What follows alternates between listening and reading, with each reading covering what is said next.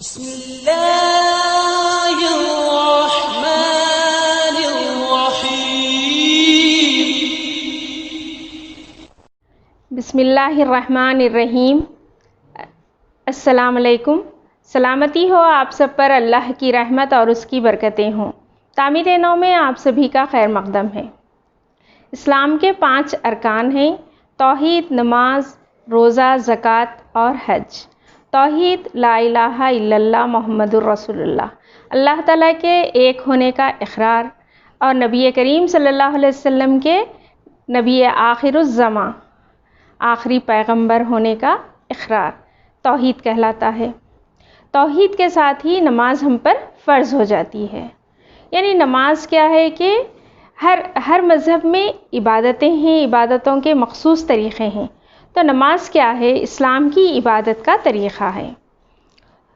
تو اس اسلام میں داخل ہوتے ہی نماز کی فرضیت ہو جاتی ہے کہ نماز فرض ہو جاتی، اور 5 وقت کی نماز فرض کی گئی ہے ہم پر۔ اس سے ہٹتے ہوئے میں نماز کے بارے میں بتانا چاہتی ہوں کہ اسلام میں نماز کی فرضیت ہے، تو نماز فرض کی گئی ہے۔ نماز کیا ہے؟ نماز کے لیے بہت سارے ہمیں نبی کریم صلی اللہ علیہ وسلم کی باتیں ملتے ہیں، حدیث شریف کا بیان ہے کہ نماز مومن کی معراج ہے۔ معراج مطلب ہوتا ہے بلندی۔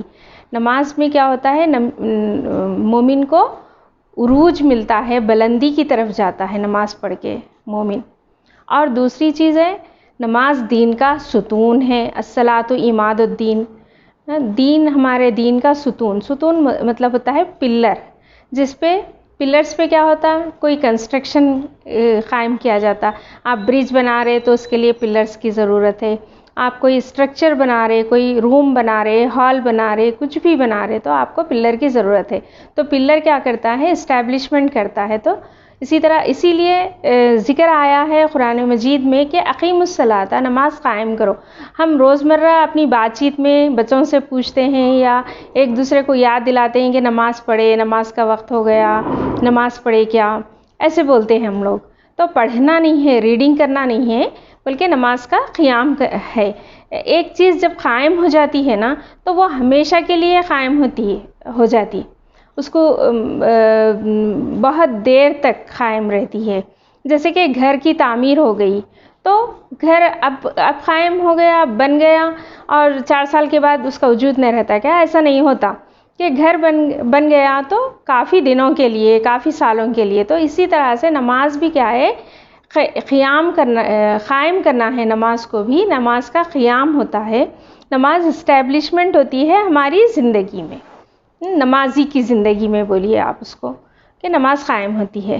میں کہہ رہی تھی کہ نماز فرضیت ہے اور اسلام کا دوسرا رکن ہے۔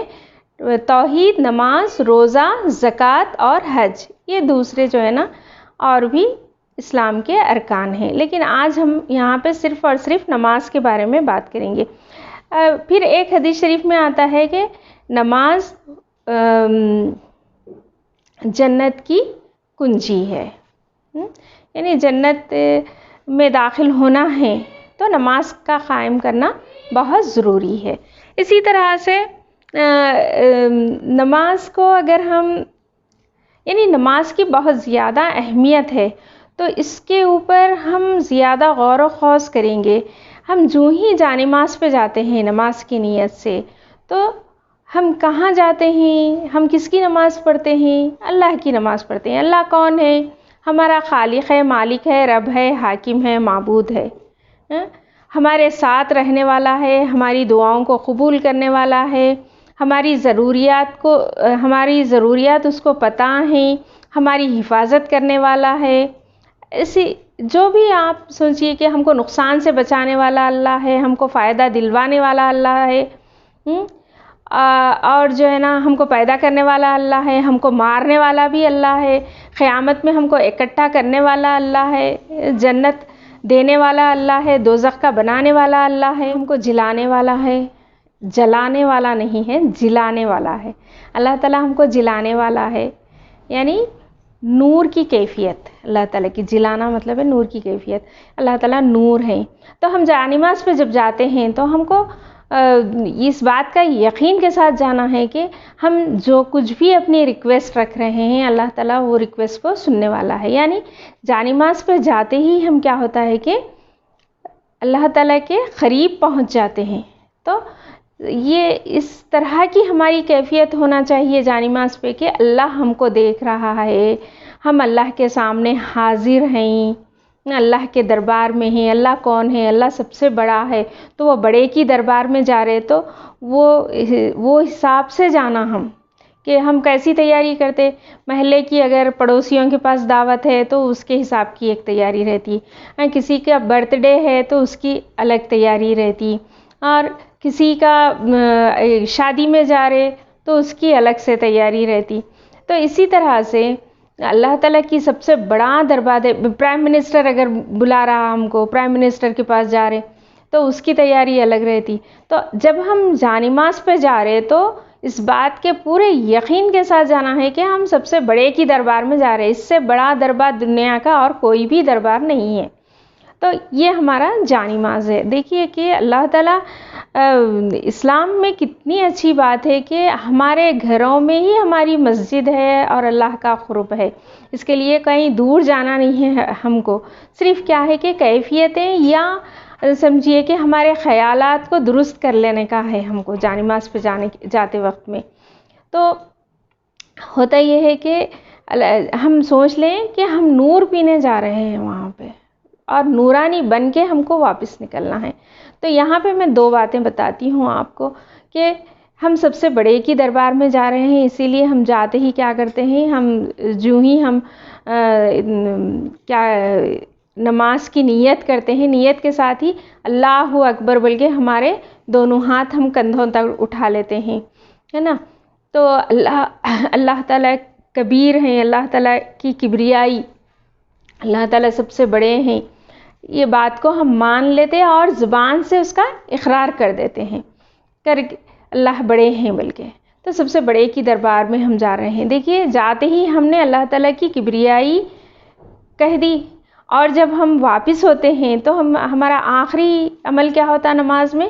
السلام علیکم ورحمۃ اللہ بول کے ہم سلام پھیر دیتے ہیں سیدھے ہاتھ کی طرف، پھر اس کے بعد بائیں ہاتھ کی طرف.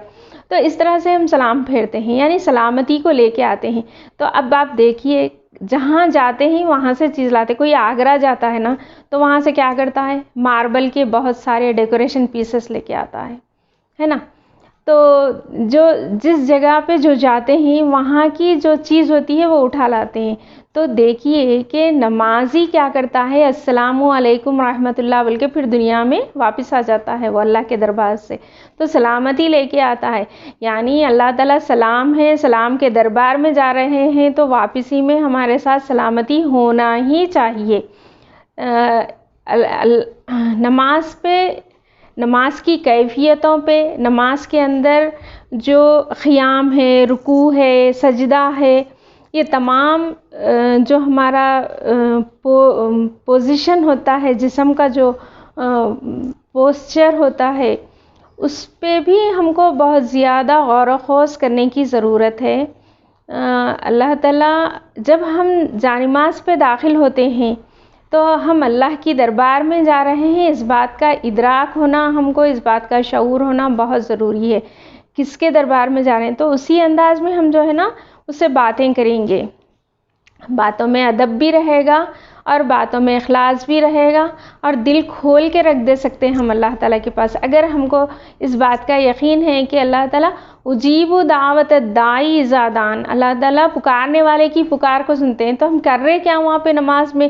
اپنی پکار ہی تو رکھ رہے ہیں، اللہ تعالیٰ کو پکار رہے ہیں، اللہ تعالیٰ کو بول رہے ہیں کہ سمیع اللہ لمن حمیدہ، سبحان ربی العظیم، اور کیا کہتے ہیں ہم؟ سبحان ربی الاعلیٰ، اللہ اکبر. یہ کلمات ہم کہتے ہیں، اور پھر اس کے ساتھ ہم جو ہے نا الحمدللہ رب العالمین، تمام تعریفیں اللہ کے لیے ہیں جو جہانوں کا پیدا کرنے والا ہے. تو اس طرح کی اللہ تعالیٰ کی کبریائی بیان کرتے ہیں، اللہ تعالیٰ کی تعریف کرتے ہیں. تو یہ تمام چیزوں کا ہم کو ادراک ہونا چاہیے. انشاءاللہ اس کا سلسلہ جاری رہے گا، کیونکہ نماز بہت زیادہ ہم کو نماز پہ فوکس کرنے کی ضرورت ہے۔ نماز ہمارا آئی ڈی ہے، نماز ہماری شناخت ہے، نماز ہم کو متمیز کرتی ہے دوسرے مذاہب سے، دوسری چیزوں سے۔ تو نماز کو زیادہ سے زیادہ پیوریفائی کرنا، زیادہ سے زیادہ نماز پہ کانسنٹریٹ کرنا اور اپنی نماز کو صحیح بنا لینا بہت ضروری ہے۔ اللہ تعالی ہم سب کو مشاہدے والی نماز قائم کرنے کی توفیق عطا فرمائے اور ہمارے شعور کا لیول نماز میں بہت ہی بلند ہو، واقعی ہم نماز میں معراج کو پا سکیں، بلندی کی طرف جا سکیں۔ اللہ تعالیٰ سننے والوں کو، حاضرین کو، سامعین کو، تمام لوگوں کو اور مجھے تمام لوگوں کو بہترین نماز ادا کرنے کی توفیق عطا فرمائے۔ جزاکم اللہ خیراً کثیرا، والسلام۔